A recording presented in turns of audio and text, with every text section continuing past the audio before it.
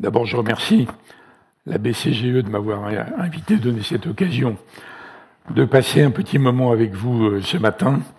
Je suis toujours ravi de repasser à Genève. Je ne compte même plus le nombre de fois où je suis passé à Genève ou en Suisse. Bon.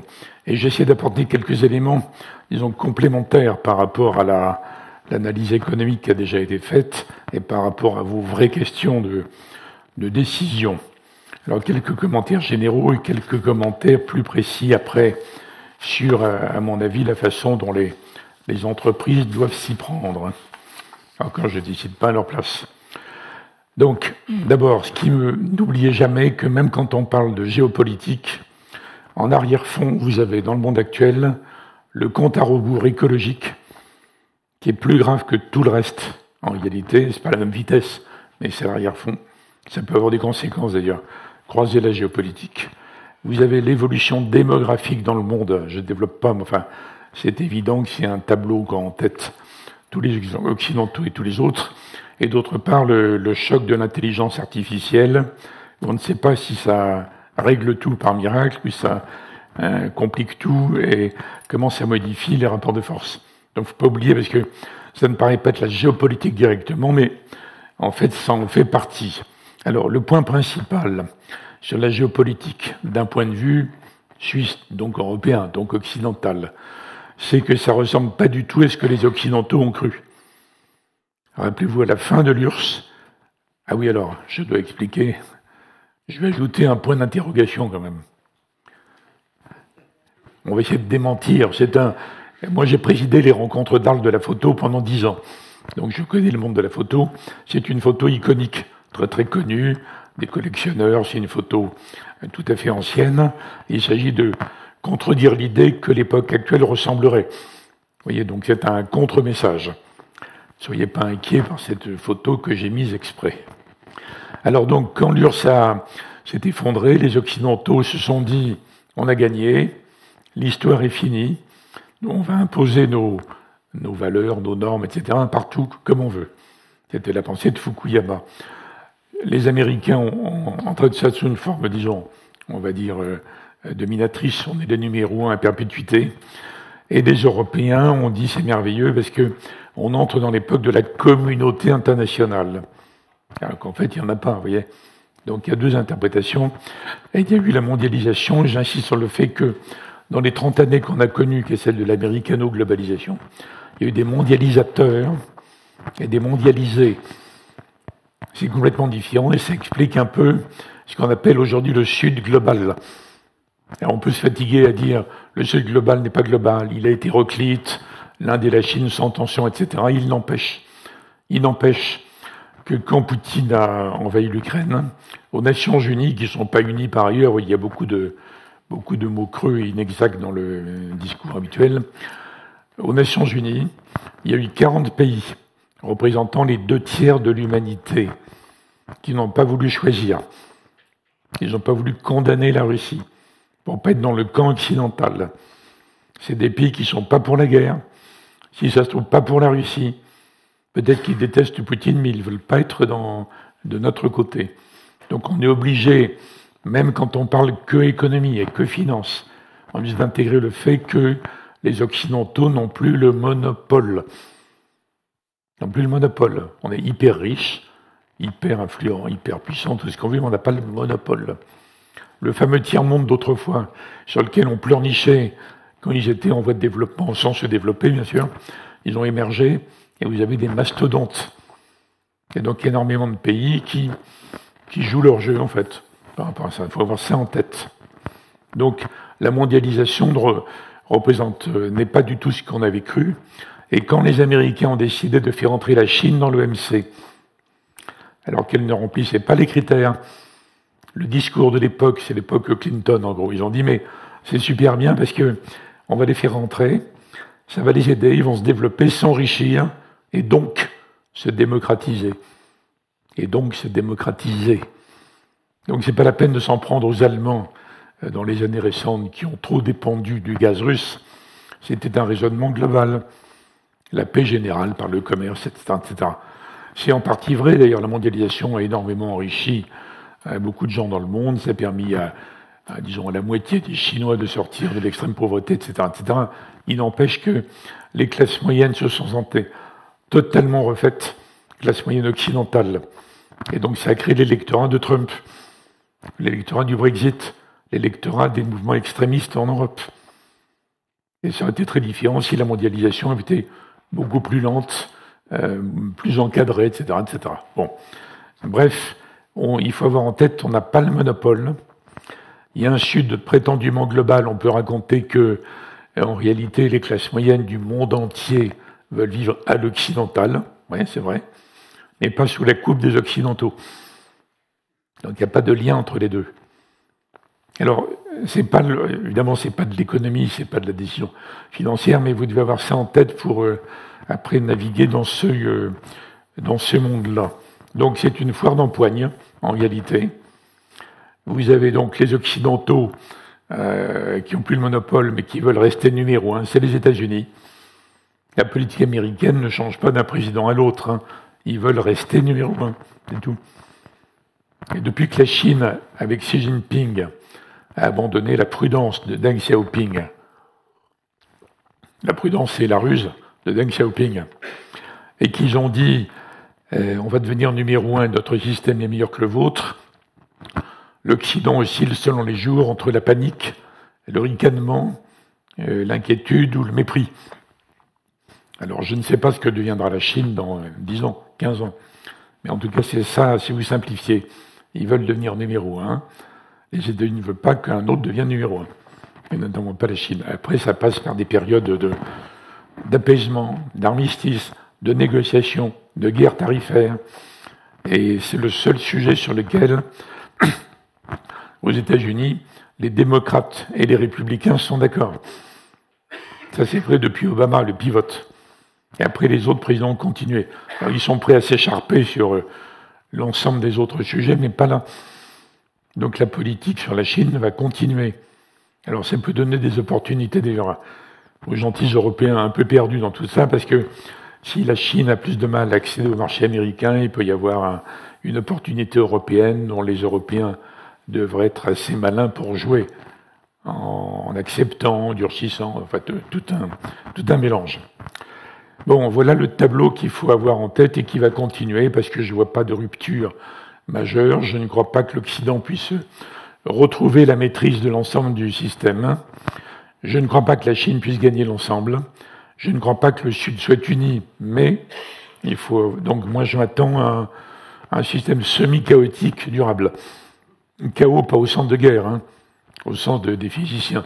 Instable, assez dur à suivre, à prévenir, mais je ne crois pas qu'on puisse en sortir clairement. Un mot sur la conjoncture rapidement. D'abord, les élections américaines. Bon, c'est évidemment très déterminant, mais ça ne détermine pas l'ensemble du monde. Mais ça a des répercussions possibles sur l'Ukraine, sur le Proche-Orient, sur Taïwan, et évidemment sur la relation avec l'Europe et sur le degré de guerre tarifaire ou économico-commerciale auquel les Américains n'ont jamais renoncé. Il ne faut pas être naïf, parce que même dans l'époque où on vantait l'ouverture, le libéralisme, les échanges, etc., il y a toujours des politiques de sanctions américaines, unilatérales, devant lesquelles les Européens se sont encapitulés en réalité, prétendument pour condamner des régimes ou des entreprises qui étaient pour des raisons d'aide au terrorisme. En fait, c'était pour neutraliser, on l'a bien vu en Europe, des concurrents américains potentiels. Et une des bizarreries du monde, c'est lié à ce que j'appelais, moi, il y a 30 ans, l'hyperpuissance américaine. C'est le fait que les autres, en fait, n'y réagissaient pas. Il a fallu très, très, très longtemps pour qu'au niveau européen, au sein de la Commission, on se demande s'il ne fallait pas avoir des menaces de contre-sanctions, et encore, ça n'a jamais clairement abouti. Donc, c'est la réalité du rapport de force mondial. Voilà. Alors, l'élection américaine, d'abord, c'est 50-50. Mais les meilleurs spécialistes du système électoral nous disent que pour que les démocrates puissent gagner, il faut qu'ils aient 52%. Pas 48 contre 47, mais 52%, pour des raisons de collège, etc. On n'en est pas là, mais on va dire 50-50 aujourd'hui, et n'importe quel événement entre maintenant et début novembre peut faire basculer. Dans l'hypothèse où Trump est élu, on ne sait pas très bien ce qu'il fera, parce que comme il est imprévisible, on n'est même pas sûr qu'il appliquera ce qu'il dit. Donc les gens qui ont peur de Trump doivent se rassurer un peu, parce qu'en fait on ne sait pas très bien, mais il peut avoir des politiques extrêmement dures. Il n'est pas isolationniste.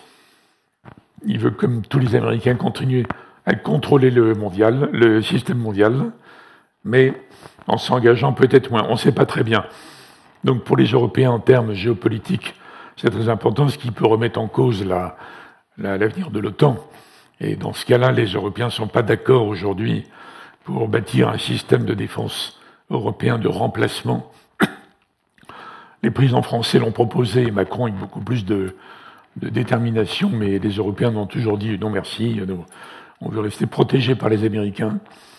Peut-être un pôle européen de l'Alliance, peut-être.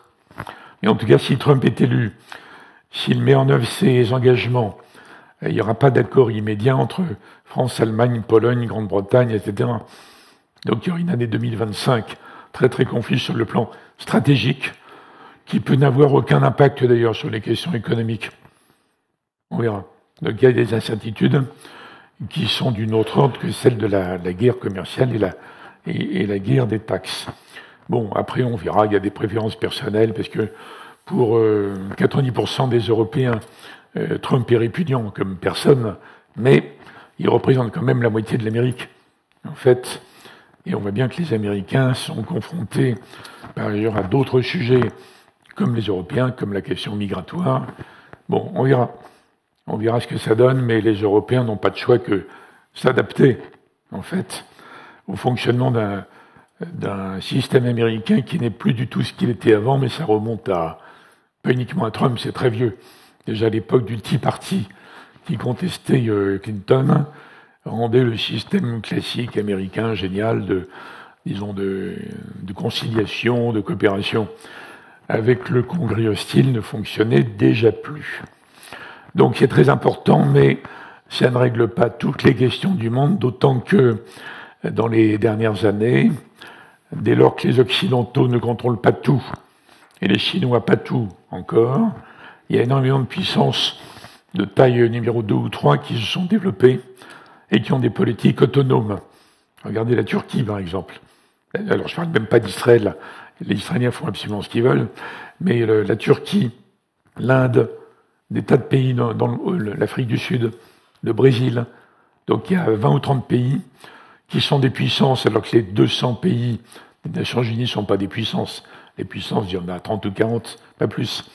Donc, indépendamment des États-Unis, du jeu États-Unis-Chine, il y a donc plus de 20 à 30 pays qui peuvent mener leur politique et compliquer les choses ou apporter des solutions. Dans le cas de l'Ukraine, moi, je ne crois pas à une victoire totale de l'un ou de l'autre. Alors, la décision de Poutine est aberrante, je fais partie, mais je ne vais pas le développer ici. Je pense comme les vieux réalistes américains d'avant, Kissinger et Brzezinski, qu'il fallait traiter tout à fait autrement la question ukrainienne dans la décennie 90. Donc il y a plein d'occasions manquées par les Américains en général et par l'Europe aussi quand elle a complètement raté l'accord d'association Union européenne. Mais ça c'est vieux. C'est vieux, c'est les 15 premières années. Après la fin de l'URSS, depuis une dizaine d'années, on n'a pas le choix, il faut bloquer Poutine. Et je crois que la position de Biden depuis le début, empêcher Poutine de gagner sans se laisser entraîner dans l'engrenage de la guerre générale avec la Russie, je pense que c'est la bonne. Alors les Américains freinent un peu, mais finalement ils donnent le feu vert aux différents systèmes de lance-missiles, systèmes les avions, etc., etc. On est dans les deux. Madame Harris ferait la même chose. Trump annonce qu'il réglerait ça dans la journée. Bon, on ne sait pas ce que ça veut dire. Il peut dire à Zelensky, il n'y a plus d'argent, il faut que tu t'arrêtes. Mais il faut qu'il menace Poutine. Parce que sinon, même lui, Trump, ne serait même plus considéré par les Chinois. Donc il ne peut pas simplement lâcher l'Ukraine. Donc le plus probable, à mon avis, ce n'est pas la victoire des uns ou des autres, même s'il y a plein d'opérations en ce moment pour aborder la phase des négociations en meilleure position, c'est une sorte de gel. une sorte de gel par épuisement. Je ne sais pas si ça débouche sur des négociations. Pas sûr.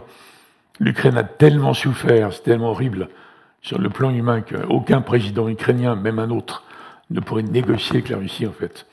Et aucun ne peut signer en disant qu'il renonce à la Crimée. La Crimée ne sera jamais ukrainienne, en réalité, mais il ne peut pas le signer. Et sur le Donbass, il ne peut pas signer non plus.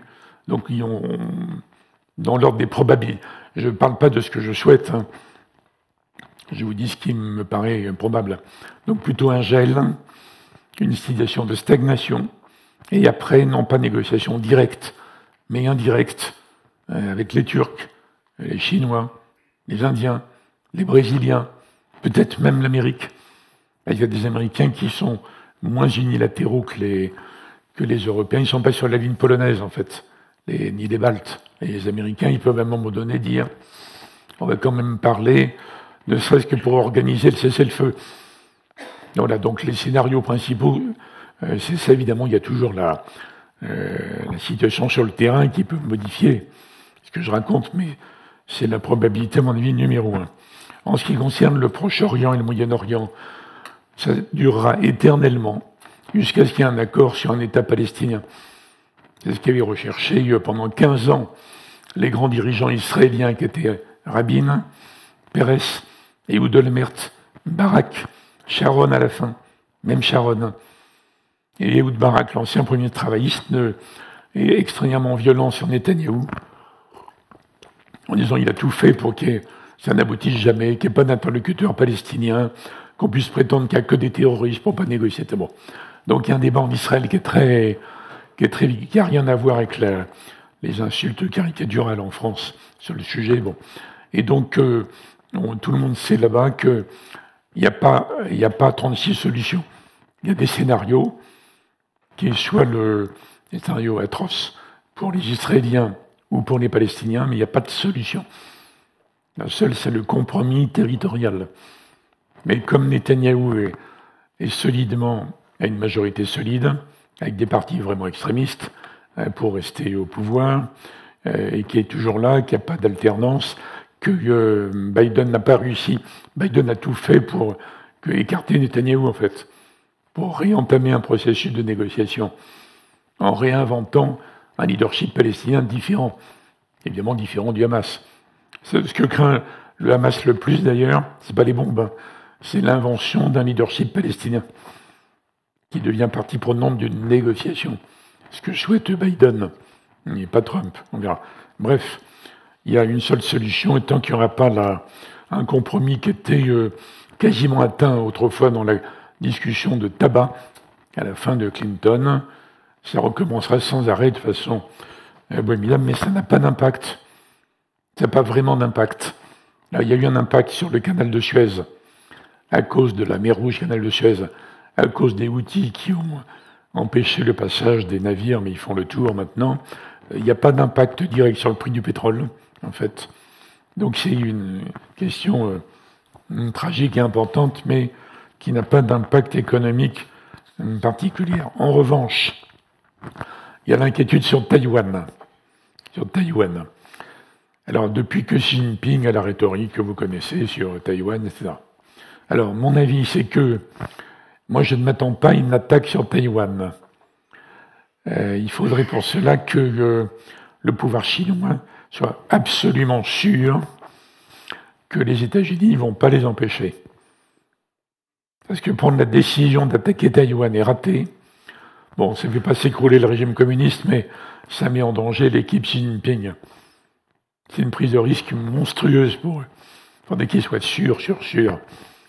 Et même si l'opinion américaine est partagée, même si un président américain qu'on ne connaît pas dans quelques années, qui est un peu mou, le système américain ne peut pas se le permettre. Si l'Amérique laisse Taïwan être dominée par je veux dire militairement, la garantie américaine ne vaut plus rien, nulle part.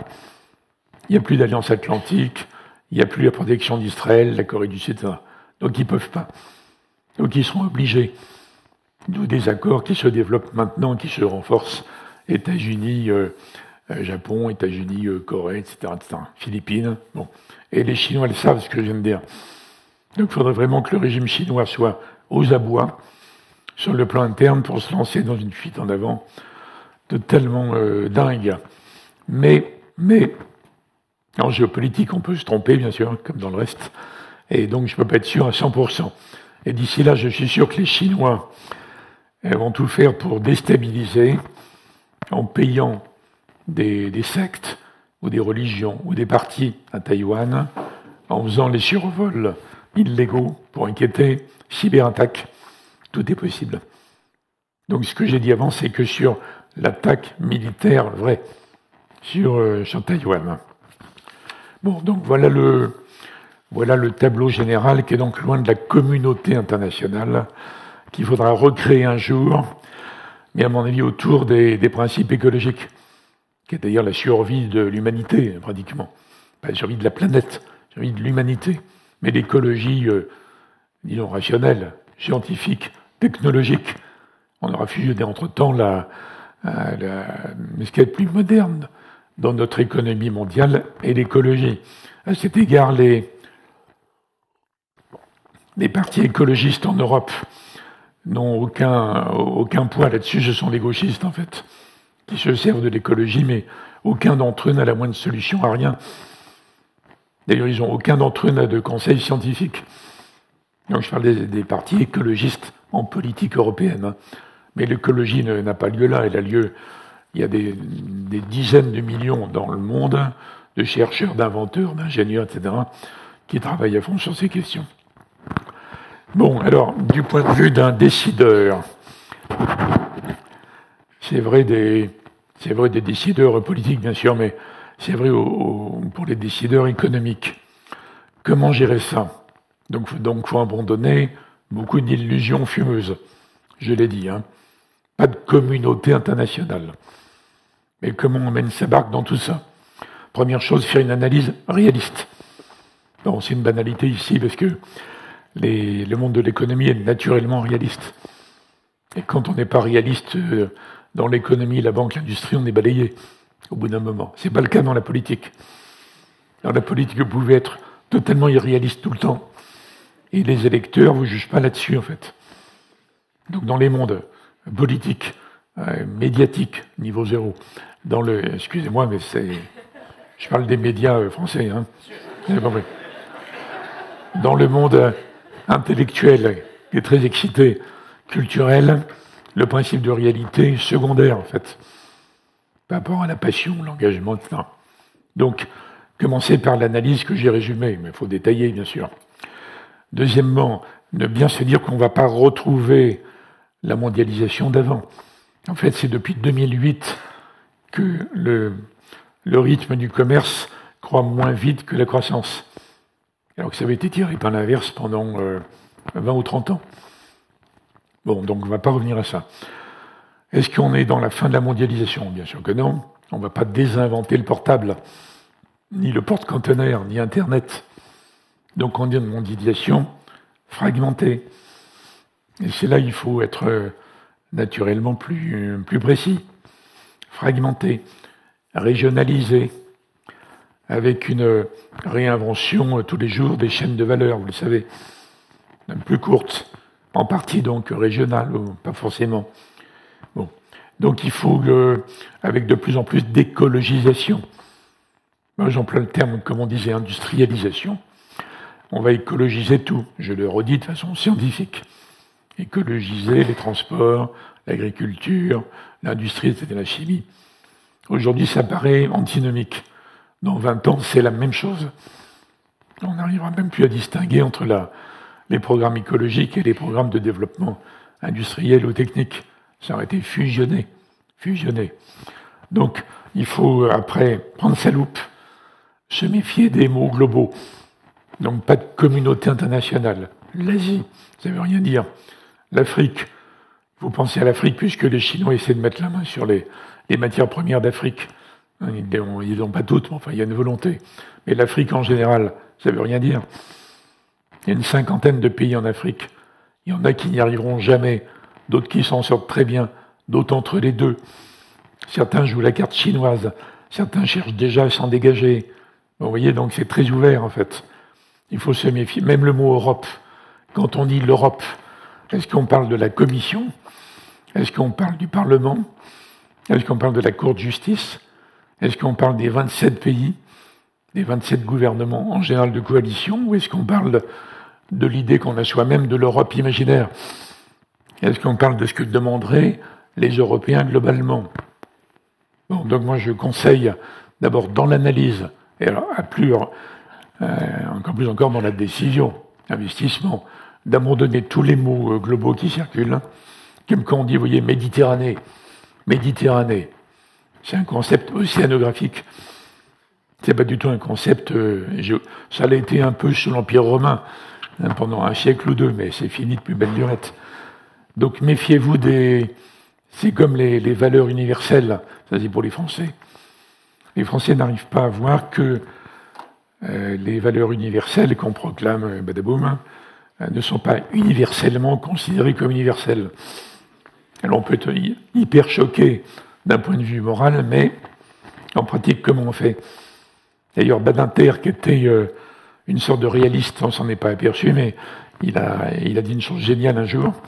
Il a dit, on n'est pas la patrie, nous, la France, parce que la France se vante sans arrêt, vous savez. On n'est pas la patrie des droits de l'homme, on est la patrie de la déclaration. On n'est pas pareil. Donc, pour revenir au cas d'avant, ça ne nous donne pas de baguette magique pour transformer la Russie en un gros Danemark. Bon, donc alors après, dans l'histoire de la mondialisation fragmentée, en réalité, il n'y a pas d'analyse globale. Donc si vous êtes une entreprise pétrolière ou dans le luxe, c'est pas du tout pareil. Donc il faut regarder qu'est-ce qui va être fragmenté. Est-ce que les États-Unis et la Chine peuvent arriver à une coupure totale? Non. Non. Dans le discours un peu chinois. Mais rappelez-vous que les Américains eux-mêmes, en réaction à Xi Jinping, parlaient de découplage il y a encore 2 ans. Après, ils ont dit c'est impossible, on ne peut pas découpler, en fait. Donc on va le dérisquer. Alors après, ça veut dire quoi, dérisquer? Bon, il faut regarder dans chaque cas. Donc, il faut passer de l'analyse trop générale, même si je me suis moqué des concepts globaux, et une analyse très détaillée, domaine par domaine. Hein, et chacun va se dire, moi j'ai besoin de quoi dans ce chaos mondial, là, de quel pays, dans quel domaine, où est-ce que j'ai besoin d'une matière première, où est-ce que j'achète, où est-ce que je vends. Donc on peut faire des sortes de cartes d'état-major après, très détaillées dans le système global. Sinon, on va tourner en rond dans des décisions générales. J'ai dit ça, moi, dans ma société de conseil, il y a des années, il y a des entreprises qui venaient me dire « Nous, on veut aller en Afrique ». J'ai dit « Ça veut rien dire, en fait. Vous faites quoi? Vous vendez quoi? Vous voulez aller où ?» vous voyez. Et après, on arrive à des choses extrêmement détaillées. Et je ne crois pas qu'on prenne de risques si, après avoir analysé donc l'évolution de la mondialisation fragmentée, et où est-ce que ça va continuer quand même, et quelles vont être les nouvelles chaînes de valeur en intégrant tout ce dont j'ai parlé avant, y compris l'écologie. Si on procède comme ça de façon très méthodique, je ne crois pas qu'on prenne trop de risques. Bon, dans vos métiers, on prend toujours un risque quand même, un peu de risque. Sinon, vous seriez employé de bureau dans un service public. Bon, pas de polémique sur les services publics. Donc voilà ce que je recommande. Après, il faut mettre à jour. Il faut mettre à jour parce que, même si mon hypothèse, c'est que aucune des grandes crises ne peut impacter énormément immédiatement, par exemple le dollar, vous l'avez dit, c'est parfaitement juste. Les Chinois essayent, les Chinois n'arrivent pas ils ne peuvent pas se passer du dollar.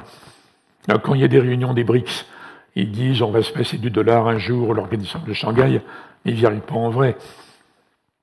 Malgré ça, il faut quand même, à mon avis, réévaluer tous les ans exactement où est-ce que vous en êtes par rapport à le monde dans lequel nous avons décidé, malgré tout, d'exister, d'investir, de vendre, etc., etc. Alors, est-ce que la conclusion Ukraine peut avoir un impact quand même? J'ai plutôt écarté sur le Proche-Orient et sur Taïwan. Si